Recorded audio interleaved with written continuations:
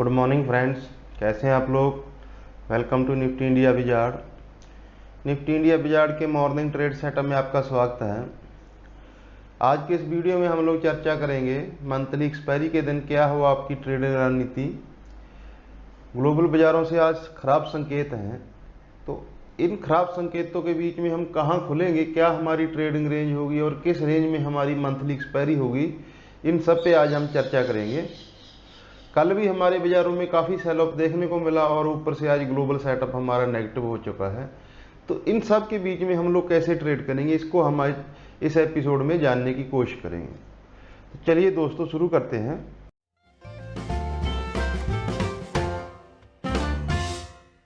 सबसे पहले हमेशा की तरह ग्लोबल सेटअप देख लेते हैं। ग्लोबल सेटअप आज नेगेटिव है। कल जब हम क्लोज हो रहे थे तो अमेरिकी बाजार 200 पॉइंट के आसपास की कमजोरी के साथ ट्रेड कर रहे थे, लेकिन वहाँ 700 अंकों की कमजोरी के साथ ट्रेड हुआ है।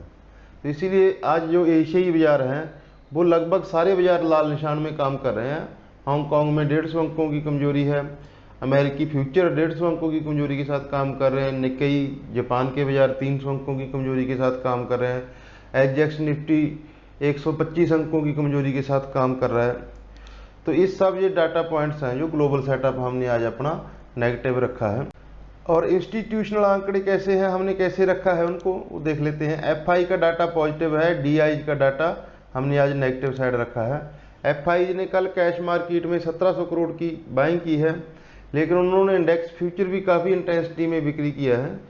1000 करोड़ के आसपास इंडेक्स फ्यूचर में बिक्री किया और स्टॉक फ्यूचर उन्होंने 460 करोड़ रुपए की बाइंग की है। लेकिन आपको दोस्तों ये ध्यान रखना, आगे भी आप लोग इस चीज़ को ध्यान में रखें कि ये मंथली एक्सपायरी और मंथली एक्सपायरी से एक दिन पहले, इस दिन ज़्यादातर डाटा रोल ओवर से इंस्पायर होता है, रोल ओवर के रिलेटेड डाटा होता है। तो इसीलिए डाटा की उतनी इंपॉर्टेंस नहीं रहती है। ये जो पूरे 4 फिगर के जो आंकड़े दिख रहे हैं ये रोल ओवर से रिगार्डिंग हैं, इसीलिए आप इनको इतनी तवज्जो ना दें। हालांकि सेलिंग थी मार्केट में तो इसीलिए डाटा बड़े हैं, पर फिर भी ये इसमें रोल ओवर का ज़्यादा योगदान रहता है। और जो हमारा एफएनओ डाटा है वो हमने कल भी आपको बताया था। कल हर चीज़ पॉजिटिव थी, लेकिन फिर भी हमने बताया था कि एफएनओ हमारा नेगेटिव हो चुका है, मार्केट ओवरबॉट है, एक करेक्शन ड्यू है। और हमने कल रेजिस्टेंस पॉइंट दिया था 10,550 और उसी रेंज में हमारा हाई बना, और जो रेंज हमने दिया था 10,300 वही सेम रेंज में हमारा मार्केट का लो बना। तो कल का एनालिसिस ठीक रहा मार्केट के हिसाब से, क्योंकि काउंट्रा एनालिसिस था। कल हर आदमी बुलिश था और हमने कल काउंट्रा ट्रेड लिया, नेगेटिव लिया और सबकी उम्मीदों के खिलाफ मार्केट में गिरावट आई। तो इसीलिए आज भी हमने एफएनओ का डाटा नेगेटिव रखा है। इन सब डाटा पॉइंट्स के बीच में हमारी ट्रेडिंग रेंज क्या रहेगी, कैसे हम लोग ट्रेड करेंगे। कल हमने 200 डे मूविंग एवरेज के ऊपर ओपनिंग किया और वहाँ से सस्टेन सेलिंग रही और हम डेज लो पे क्लोज हुए हैं। तो आज हमारे लिए क्या संकेत हैं, ग्लोबल संकेत तो ऑलरेडी नेगेटिव हो चुके हैं और एसजेएक्स निफ्टी 1% से ज़्यादा की कमजोरी के साथ ट्रेड कर रहा है। तो फिर इस कंडीशन में हमारी ट्रेडिंग रेंज क्या रहेगी उस पर हम लोग थोड़ा नज़र डाल लेते हैं। जो आज की हमारी ट्रेडिंग रेंज हमने डिसाइड किया है वो किया है 10,200 और 10,400। अभी एसजेएक्स निफ्टी है वो ऑलरेडी 10,200 के नीचे ट्रेड कर रहा है, लेकिन फिर भी मैं आपको ये चीज़ बताऊंगा कि हमने 10,200 को आज का सपोर्ट जोन क्यों चुना है। और जो रेजिस्टेंस जोन है वो 10,385 से लेकर 10,430, इस जोन को मैंने रेजिस्टेंस जोन के लिए चुना है। और जो सपोर्ट जोन है वो 10,250 से 10,200, ये जोन को मैंने सपोर्ट जोन के लिए चुना है। अब 10,200 को चुनने के लिए जो मेरा मेन मकसद है वो है एक तो ऑप्शन डाटा 10,200 और 10,300 और इस जोन में 10,500, लगभग 60 से 70 लाख शेयर खड़े हैं पुट साइड में। तो ये भी मार्केट को थोड़ा सपोर्ट दे सकते हैं, लोअर लेवल पे बाइंग आ सकती है मार्केट्स में। और जो दूसरा पॉइंट है ये राइजिंग चैनल, जिसको हमने काफ़ी दिन से ड्रा किया और हर रोज़ आपको एलेबोरेट करते हैं इसके बारे में। तो कल वापस से हम इसके अंदर दोबारा आ गया है निफ्टी। तो आज जो इसकी सपोर्ट जोन आती है इस ट्रेंड लाइन की, तो वो भी 10,200 और 10,250, इस जोन में इसकी ट्रेंड लाइन आती है। सेकंड पॉइंट हो गया। थर्ड पॉइंट है ये हमारा 5 दिन की मूविंग एवरेज है, जो हमारी सबसे छोटी मूविंग एवरेज होती है इंट्राडे ट्रेडिंग में, ये काफ़ी अहम होती है दोस्तों। तो अगर हम ये 10,200 के होल्ड करते हैं तो ठीक है, नहीं तो फिर एक झटके में आपको 100 पॉइंट की कमजोरी मिल जाएगी। जो 10,100 पे हमारी 20 दिन की छोटी जो मूविंग एवरेज आती है, वो 10,100 पे एग्जैक्ट लेवल उसका आता है। सॉरी 10,100 पे उसका एग्जैक्ट लेवल आता है। तो अगर हम शुरुआत में 10,200 के नीचे फिसल जाते हैं तो फिर सीधा 10,100 100 पॉइंट का एक डाउन स्विंग आ सकता है, 100 पॉइंट की और करेक्शन आ सकती है 10,100 तक। दूसरी चीज, आज दोस्तों मंथली एक्सपायरी है और मंथली एक्सपायरी में roll over, next week next month की जो पोजीशन कटना, ऐड होना, रोल ओवर होना और डिलीवरी लेना, ये सब चीज हावी रहती है। तो मंथली एक्सपायरी की जो ट्रेड होती है वो थोड़ा प्रोडिक्ट करना, उसको थोड़ा कैलकुलेट करना थोड़ा डिफिकल्ट रहता है बाकी दिनों के मुकाबले। और आप जो भी अपना ट्रेड करें वो उस हिसाब से करें कि बड़ा स्विंग मार्केट अक्सर लास्ट के सेकंड हाफ में जो मार्केट बड़ा स्विंग देती है इन दिनों में जब हमारी मंथली एक्सपायरी होती है, तो इसलिए थोड़ा मार्केट को एनालाइज करना मुश्किल होता है। तो लेकिन फिर भी मैं अपने एक्सपीरियंस से ये बताऊंगा आपको कि मॉर्निंग में हमें 10,200 पे नज़र रखनी है। अगर 10,200 को हम डिसाइसिवली तोड़ते हैं तो फिर सीधा 100 पॉइंट का स्विंग हमें और मिलेगा निफ्टी में।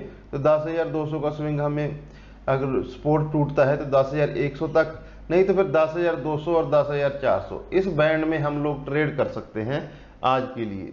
फर्स्ट हाफ इनिशियली ऐसा लग रहा है कि अगर हम मॉर्निंग में 10,200 को होल्ड करते हैं तो फिर 10,200 और 10,400 ये जोन रह सकती है, क्योंकि मंथली एक्सपायरी का दिन है तो यहाँ पे रोल ओवर वगैरह का ये ज़्यादा वो रहता है। अब बैंक निफ्टी दोस्तों देख लेते हैं।